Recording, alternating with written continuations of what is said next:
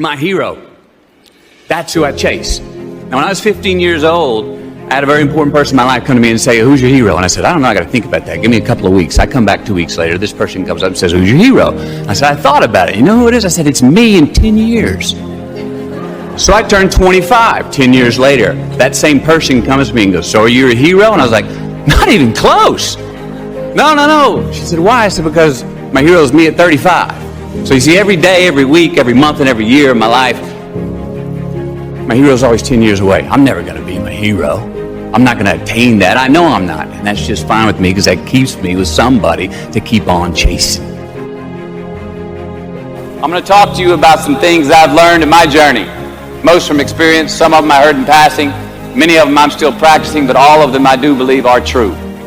Life is not easy. It is not. Don't try to make it that way. Life's not fair. It never was. It isn't now, and it won't ever be. Do not fall into the trap, the entitlement trap, of feeling like you're a victim. You are not. Get over it and get on with it. And yes, most things are more rewarding when you break a sweat to get them. Happiness is an emotional response to an outcome. If I win, I will be happy. If I don't, I won't. And I say if happiness is what you're after, then you're going to be let down frequently, and you're going to be unhappy much of your time. Joy, though. Joy is a different thing. It's something else. Joy is not a choice. It's not a response to some result. It's a constant. Joy is the feeling that we have from doing what we are fashioned to do, no matter the outcome. Now, personally, as an actor, I started enjoying my work and literally being more happy. Define success for yourself. Now, check this out. I'm in south of New Orleans a few years ago, and I went to a voodoo shop. And they had this wooden partition against the wall with these columns. And in these columns were all these vials of these magic potions, right? And the headings above each potion defining what they would give you were things like fertility, health, family, legal help, energy, forgiveness, money. Guess which column was empty? Money. Let's admit it. Money is king today. It's what makes the world go round. It is success. The more we have, the more successful we are, right? Now, I would argue that our cultural values have even been financialized. Humility is not in vogue anymore. It's too passive. It's a get rich quick on the internet, rich is 15 minutes of fame world that we live in, and we see it every day. But we all want to succeed, right? So the question that we got to ask ourselves is what success is to us, what success is to you. Is it more money? Maybe it's a healthy family. Maybe it's a happy marriage. Maybe it's to help others, to be famous, to be spiritually sound, to leave the world a little bit better place than you found it. Continue to ask yourself that question. Now, your answer may change over time, and that's fine. But do yourself this favor. Whatever your answer is, don't choose anything that will jeopardize your soul. Prioritize who you are, who you want to be, and don't spend time with anything that antagonizes your character.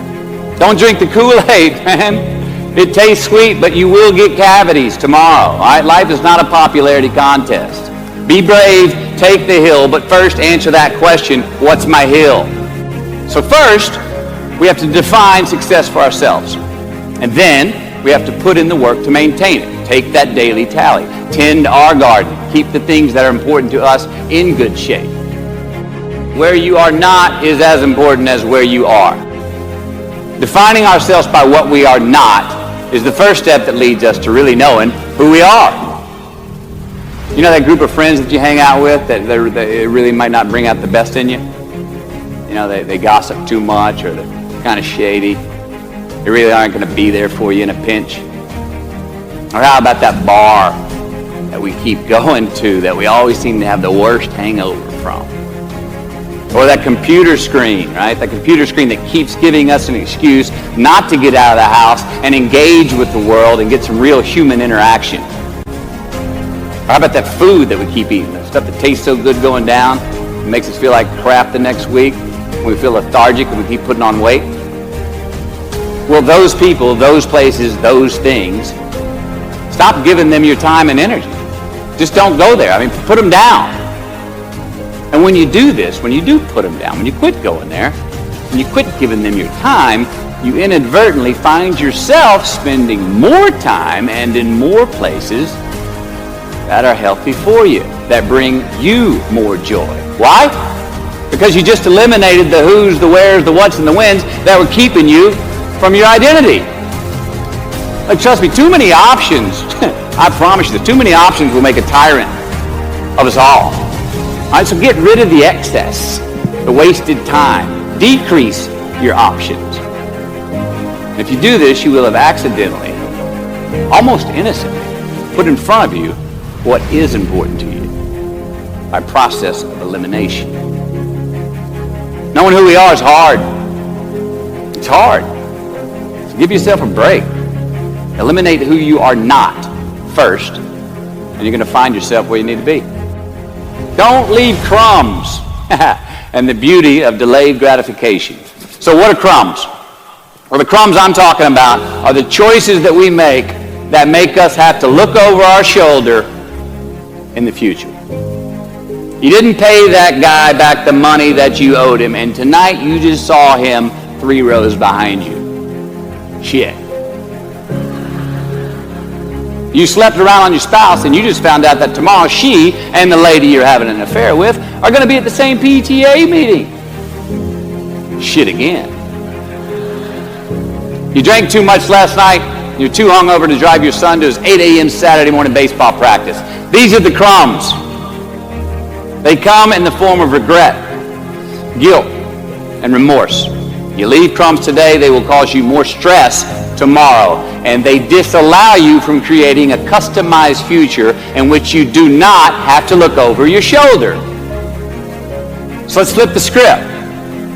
Instead of creating outcomes that take from us, let's create more outcomes that pay us back, fill us up, keep your fire lit, turn you on for the most amount of time in your future. These are the choices I'm talking about. And this is the beauty of delayed gratification. Tee yourself up. Do yourself a favor. Make the choices, the purchases today that pay you back tomorrow. Residuals. In my business, we call it mailbox money. If I do my job well today, and that movie keeps rerunning on TV, 5 years from now, I'm getting checks in the mailbox. It's a heck of a deal. So whether it's prepping the coffee maker the night before, so all you got to do is press the button in the morning, or getting ready for the job interview early so you don't have to cram the night before, or choosing not to hook up with that married woman because you know you're going to feel horrible about it tomorrow, and her husband carries a gun, or paying your debts on time so that when you do see that guy 3 rows back tonight, you don't have to hunker down in your seat hoping that he don't see you. Get some ROI. You know what that is? Return on investment. Your investment. You. Customize your future. Don't leave crumbs. Make voluntary obligations. All right, mom and dad, since we were young, they teach us things as children. Teachers, mentors, the government, and on laws, they all give us guidelines for which to navigate this life. Rules to abide by in the name of accountability. I'm not talking about those obligations. I'm talking about the ones that we make with ourselves, with our God, with our own consciousness. I'm talking about the you versus you obligations. We have to have them. Now again, these are not societal laws and expectations that we acknowledge and endow for anyone other than ourselves. These are faith-based obligations that we make on our own. These are not the lowered insurance rates for a good driving record. You will not be fined or put in jail if you do not gratify these obligations I speak of. No one else governs these but you. They are your secrets with yourself, your own private counsel, personal protocols. And while nobody throws you a party when you abide by them, no one's going to arrest you when you break them either, except yourself. Or some cops who got a disturbing the peace call at 2:30 in the morning because you were playing bongos in your birthday suit. That was me. An honest man's pillow is his peace of mind. And when you lay down on that pillow at night, no matter who's in your bed, we all sleep alone. These are your personal Jiminy Crickets. And there are not enough cops in the entire world to police them. It's on you. It's on you. A roof is a man-made thing. This may cut a little close to the bone since the geography, but I think we all were there, and we'll all remember where we were. But in January the 3rd, 1993, it was the NFL playoffs, and your Houston Oilers were playing the Buffalo Bills. The Oilers were up 28-3 at halftime, 35-3 early in the third. Frank Reich and the Bills come back to win 41-38 in overtime for one of the greatest comebacks in NFL history. Yeah, the Bills won, but they didn't really beat the Oilers. The Oilers lost that game. They beat themselves. Y'all remember that? Huh. Why? Why'd they beat themselves? Or how? Was it because at halftime they put a ceiling, a roof, a limit on their belief in themselves, aka the prevent defense? Or maybe they started thinking about the next opponent in the playoffs at halftime. I mean, they were up. Then they came out and played on their heels, lost the mental edge the entire second half, and voila, they lost. In a mere 2 quarters, defensive coordinator Jim Eddy went from being called the defensive coordinator of the year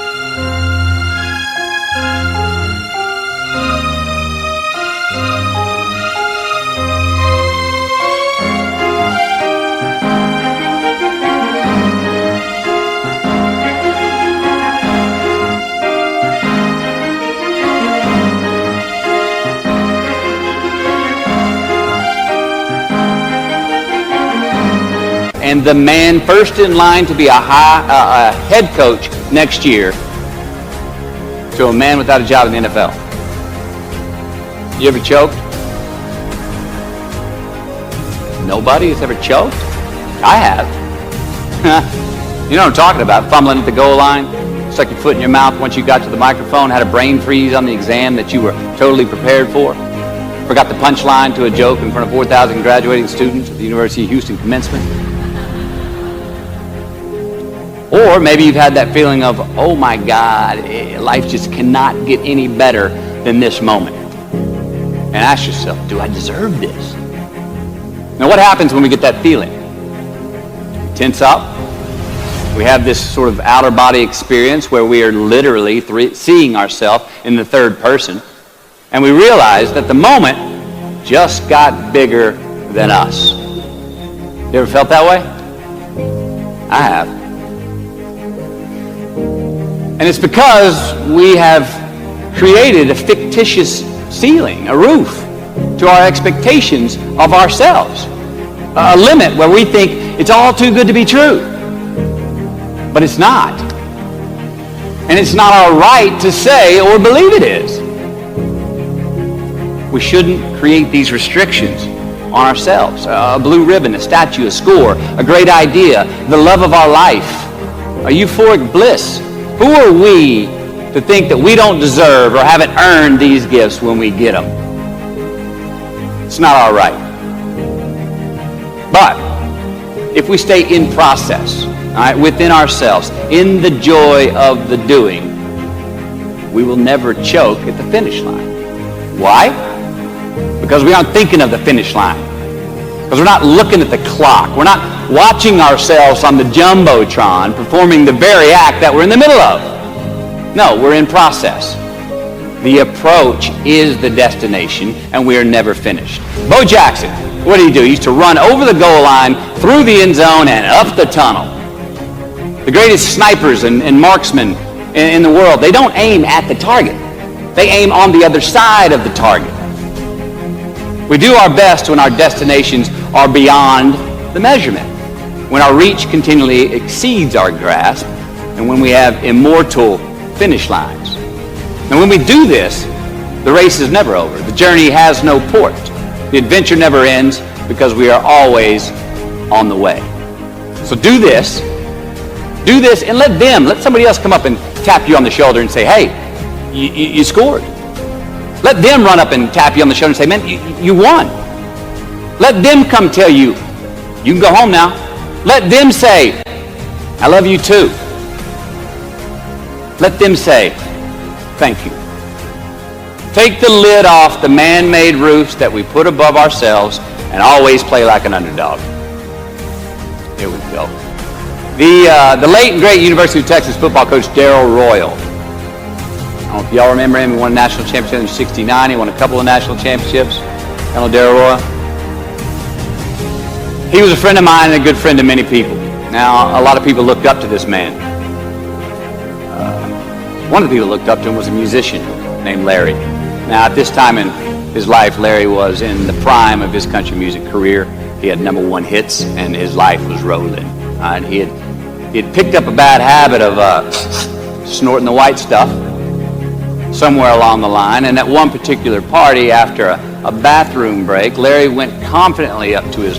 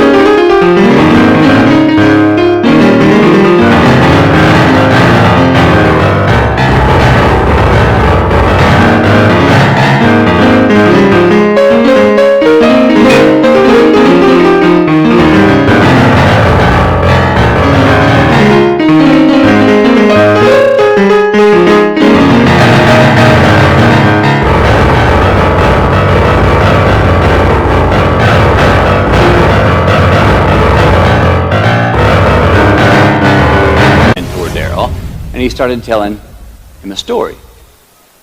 Coach Royal listened, as he always had, and when Larry finished his story and was about to walk away, Coach Royal put a gentle hand on his shoulder, and he very discreetly said, hey, Larry, you got something on your nose there, bud. Well, Larry immediately hurried to the bathroom mirror where he saw some of the white powder that he hadn't cleaned off his nose. He was ashamed. He was embarrassed. As much because he felt so disrespectful to Coach Royal, and as much because he'd obviously gotten too comfortable with the drug to even hide it as well as he should. Well, the next day, Larry went to Coach's house. He rang the doorbell. Coach answered, and he said, Coach, I need to talk to you. Darrell said, sure, come on in. Larry confessed. He purged his sins to Coach. He told him how embarrassed he was and how he had lost his way in the midst of all this fame and fortune.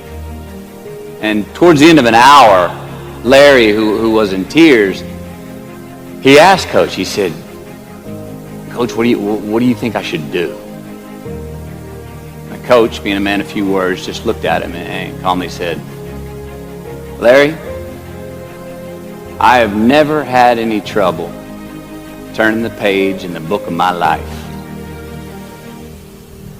Larry got sober that day, and he's been sober for the last 40 years. You ever get in a rut? You know what I'm talking about? You get in a funk? Get stuck on the merry-go-round of a bad habit? I have. Look, we're going to make mistakes. You got to own them. Then you got to make amends. And then you got to move on. Guilt and regret kills many a man before their time. So turn the page. Get off the ride. You are the author of the book of your life. Turn that page. Give your obstacles credit. You know those no fear t-shirts that were out? I don't know. People used to wear them 10 years ago. No fear.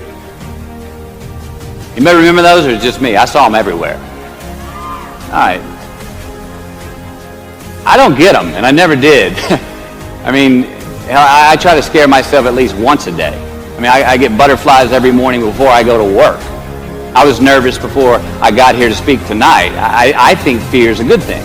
Now, why? Because it increases our need to overcome that fear. All right, so say your obstacle is fear of rejection. All right, you want to ask her out, or you want to ask him out, but you fear that he or she may say no. All right, you want to ask your boss for that promotion, but you're scared he's going to think you're overstepping your bounds. Well, instead of denying those fears, declare them. Say the fear out loud. Admit it. Give them the credit they deserve. Don't get all macho and act like they're no big deal. And don't get paralyzed by denying that they exist and therefore abandoning your need to overcome them. I mean, I'd even subscribe to the belief that we're all destined to have to do the thing that we fear the most anyway, at some point. So give your obstacles credit, and you will, 1, find the courage to overcome them, or you will, 2, see more clearly that they're not really worth prevailing over. So be brave, have courage, and when you do, you get stronger, you get more aware, you get more respectful of yourself and that which you fear.